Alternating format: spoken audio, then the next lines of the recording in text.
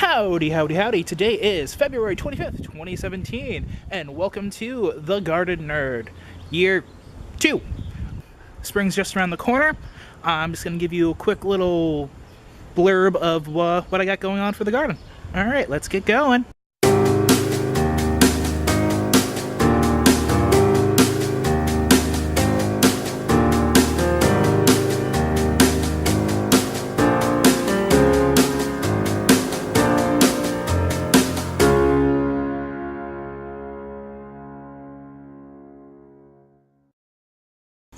Alright, right over here, in the little rustic raised bed, I get a little polytunnel going on.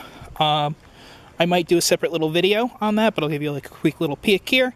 All it is just some plastic pieces that I had, because we plastic the windows over the winter, because, you know, old windows. And then I have some fencing here to kind of make it a frame, to give it some structure. I thought it would be enough, but it's collapsed a couple times, so I threw some sticks in to keep it from smushing the lettuce and whatnot. So, I mean, I got some romaine here, turnips in the middle, and then in the end some black Simpson lettuce, and then some, I think, some collards and maybe a couple leeks that I transplanted. I don't know if they'll do it okay, but yeah, there we go. Over here to its neighbor is this guy right here. There's really nothing going on too much here.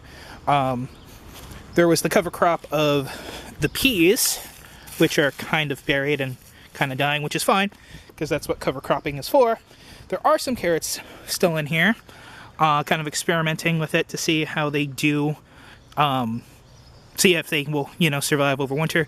And there are some onions that I apparently missed when I harvested, so I'm going to let those go. Alright, over here is the Lasagna Garden. Basically, this used to be about half the size. What I did was I used to have the trellis right over here. I kind of dug that out, put that soil over on this half, and then I layered the soil, some leaves, some coffee grounds.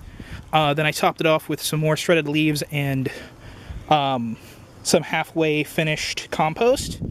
And over there, this is where the tomatoes were.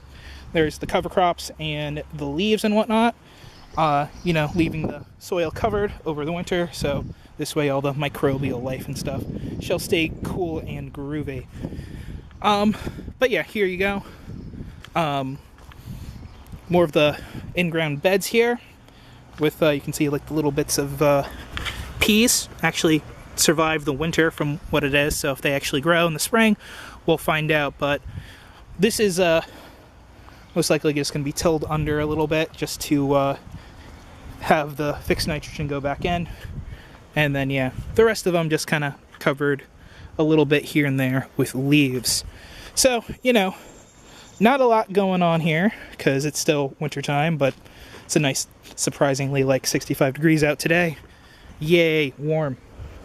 Alright folks, I just wanted to point out this is a Brussels sprout that has kind of overwintered. I just kind of left it there. It was like the runt of the litter, as it were. So yeah, this little guy here, the leaves are still there, just completely uncovered over winter. I'm actually kind of surprised that it's not completely dead. So yeah, that's pretty cool. Overwintered Brussels sprout. I just kind of left there, and I'm going to see how it goes. As you can see here, the new addition to my garden, I've kind of changed it up a little bit more. I threw a nice little makeshift compost bin here. That's mainly just leaves and coffee grounds. It's doing something. I'll probably sift through it and use what I can. I made it into like an H shape instead of two separate beds, because I just want to throw a compost pile here. So, you know, garden's constantly changing. Right over here, in the little back jammer garden, again, nothing's really going on too much here. Just the leaves fell and I let them sit there. You know, I have my cover crops here and there. They're still poking through. Some of them may, you know, continue to grow. The peas over there look okay. You know, nothing too crazy. Alright, over here is the composting area number 2, or number 1. I got another bit of composting going on over here. And then I got my bin full, which I just keep adding to because it's the winter. You know, so it's something, and it's going. So I'll be sifting this at some point in the near future to get ready to add to the beds, probably when it gets consistently warmer. Howdy, howdy. So I just wanted to show you my seed haul. Went to the dollar store for $1 seed packs. So I got myself 24, so $6 worth plus tax. But anyway, I don't know about you, but I love getting seeds, even if I, always have extra. So it's a good idea you can share with people and whatnot. If you know other gardeners, which is usually what I kind of do. But yeah, so I just want to go over real quick what I got here. Got a couple different flowers. I mean, I had these last year. I did save some of them, but I just picked them up anyway to round out my amount. Some basil, cilantro, coriander, whatever you want to call it. Some beets. Pickling cucumbers, because I do want to try cucumbers again. Last year didn't turn out too well, if you remember. Spinach, like I said. A bunch of different lettuces here. Got romaine, black Simpson lettuce, and some buttercrunch. A couple more radishes. I'll probably pick up more of those later on. Some zucchini squash, some some peppers, as you can see here. I'm going to try these because I kind of want to do like a salsa type of garden, get stuff for salsa. And then I have these Rutgers tomatoes, which I haven't actually tried either of those. This is the zucchini that I usually have, and I save seeds from prior years, and then it just works out fine. I mean, I'm always flush with zucchinis. I'm sure you guys are too if you plant zucchini, because they just are prolific. There we go. But yes, there's the seed haul. Alright, howdy there folks. So I'm going to start some seeds. I showed you my little haul there. I'm going to do some of them, and I'll show you which ones I do. First, I'm going to fill up my seed trays with some soil mix. Well, seed starting mix. I have this guy from last year. What is it? Black Gold seed starting mix. You want to use a seed starting mix particularly because it doesn't have any pathogens and it's fairly sterile. I'm using some stuff from last year.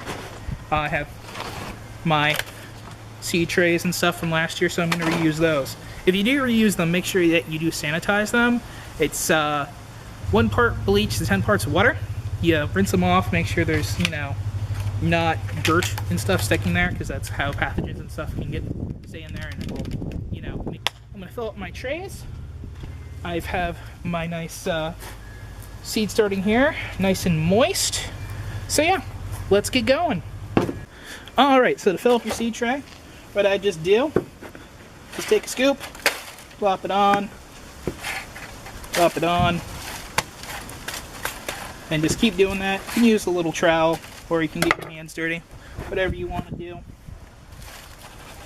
You just kind of make sure each cell is full and loosely packed. You don't want it super packed, but you also don't want it too loose so the soil just gets super packed down. So just kind of roll it around on top of your cells.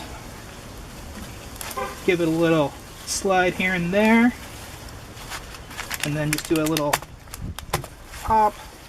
Kind of gets it in there more. Another trick is you can take your other tray there, kind of take it down and push it on there, and it packs it down just a little bit more. And there. So yeah, that's one down, and now I'm going to do the other one.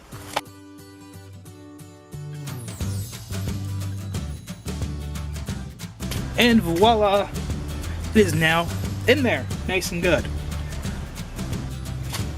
Alright, so in my 6x6 seed tray here, I'm going to do 3 different crops here. I'm going to do the spinach. This is just, the dollar store spinach, like I said. And I'm going to do some Detroit beets to start them and get them going ahead of time. It's a nice day now, but we're not out of the cold. So, with spinach and beets, you can be, fairly easy to plant because they're nice big seeds there. So basically what I do is I generally go for the gusto and do about 2 seeds per spot. Just gonna put them in there. And look at that, a lot extra for replanting. Alright, now we got the beets. There you go. You can see the beets, nice big here. Beets, along with like chard and whatnot, each of these little clusters is each of these, what they look like seeds, are actually just clusters. They have multiple seeds in there, you know, so you're gonna have to thin either way. But basically, again, I just use 2 of these big guys and put them in each cell. Alright, and you can see lots of extra seeds. Just slide these guys back in. Alright, so then I'm going to do broccoli. These are seeds from last year. I'm going to see if they actually sprout, but I figured these are all fairly cool crop things, so this way I kind of keep the cool crops in like one kind of section to make my life a little bit more easier to kind of figure out that. And you can see these guys are a lot smaller. Since these are older seeds, I'm going to probably overplant a bit, which is fine. So yeah. Alright. So now what you just do is you can kind of poke some of these bigger ones down and a little bit deeper so they have some good soil to kind of grab into and stay moist. Just kind of pack it down a little bit. That's usually what I do. There we go. And then you take a handful of soil and just kind of plop them on top of your trays.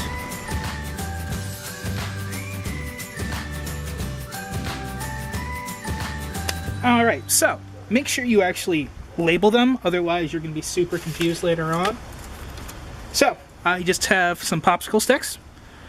Put like little labels. I would have used a Sharpie, but I couldn't find my Sharpie, so I just used a pen. That will be fine because these guys are gonna, you know, stay inside.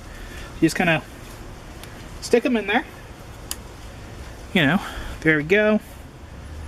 Yeah. Beets. And then, spinach. And there you go. So now these guys are there. I'm just gonna take them and put them in their little tray. Alright, so I moved on to the back porch here because it's getting a bit more windy. Hopefully my recording is okay. So, now that the cooler crops are done, what I'm going to do is I'm going to start some more seeds. I did these last year, the Independence Day tomatoes. These are like little cocktail tomatoes. Bit bigger than your average cherry tomato. They're pretty good. These guys were actually surprisingly prolific as well. I'm doing these guys. I decided not to do the Abe Lincoln again this year because although those tomatoes are really awesome, they are kind of prone to blight. So, these guys did really well. They kept producing for me for so long. So I'm going to start a bunch of these guys because I'm inevitably going to probably kill some of them. So I overplant and then whatever ones I don't use, I give to some friends. So, since these are old, I'm going to overplant these again into the cells. I'm going to do 2 rows, so that's 12, of the tomatoes. So I'm just going to get the planting. So yeah.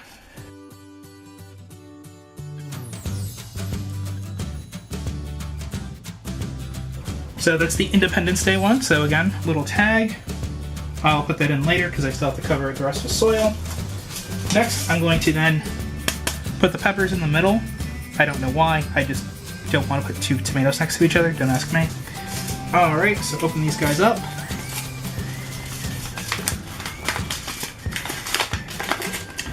So, this I've never grown before. I've grown peppers before, but they're usually like bell peppers, and I haven't done I haven't gotten really great crops, so I'm gonna see how these guys do. As you can see, little pepper seeds. I'm sure you've all seen pepper seeds, but yeah, there we go. So I'm gonna do about 2 a cell again. Now the reason that you do like 2 a cell is because, you know, some may not germinate. You can take, can thin out to like the best one is usually the practice that most people do because, heck, you get a lot of seeds in these seed packs, and I'm not growing like an excessive amount of each of the things. So yeah, just gonna pop them into here. I know, super exciting. And again, see, lots of extra. Now we're moving on to the Rutgers.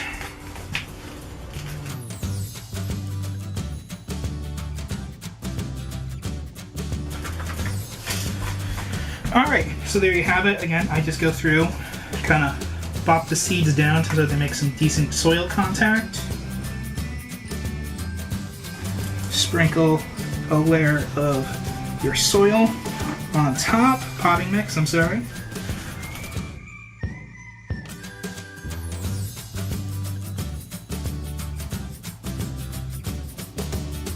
Alright, so now we're just going to throw the labels in. If you remember, Independence, the peppers, and then the Rutger ones. Alright, so there we go. I now have a bunch of seeds started. Alrighty folks, so as you can see, it's all trayed up and ready to go. Since the soil that I used is fairly moist, I'm not going to water it at this particular point since the soil is damp to the touch. You don't want to overwater. Overwatering is just as bad as underwatering. When you overwater, the seeds will just rot away, so you want to be careful with that. So basically what I'm going to do is just take these guys and throw my lid on top, and they're just going to sit inside where it's going to be more consistently warm. And voila! Just make sure that you keep your seeds nice and watered and moist, so this way they sprout. Once they start sprouting, you take your cover off so they can breathe, so they don't get mold and rot and whatnot. Alright. This is the Garden Nerd signing off. Thanks for watching. Like, subscribe, share. And if you're starting any seeds yet, let me know what kind of plants you're doing down in the comments below. And if you have any ideas of like what kind of content you want to see on my channel, other than what I'm already doing, let me know down in the comments below as well. Alright, thanks for watching. Bye.